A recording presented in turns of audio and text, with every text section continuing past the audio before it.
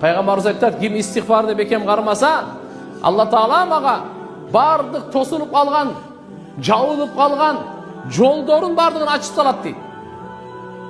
Аз айтып атпаймынбы? Şu men balamın жолу жабылып калды. Bir dem салып бересизби? Жол ачылып кетсин.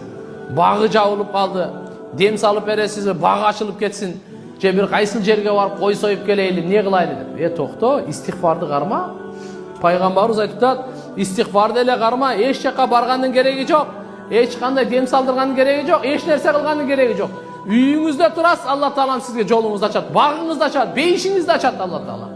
Жүрөгүңүздү ачат, хидаяттын эшигин ачат. Качан истигфар кылыңыз. Алла Таала эмне деп атат? Ушундай бардык тардыктан кеңдик кылып коет экен. Жүрөгү сыгылган, көкүрөгү сыгылган.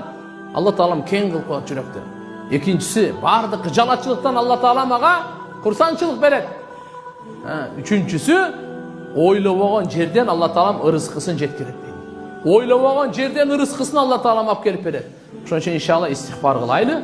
Астагфируллаха ва атубу илейх. Эң кыска эрте менен жүздө, кечинде жүздө, андан көп болсо дагы жакшы.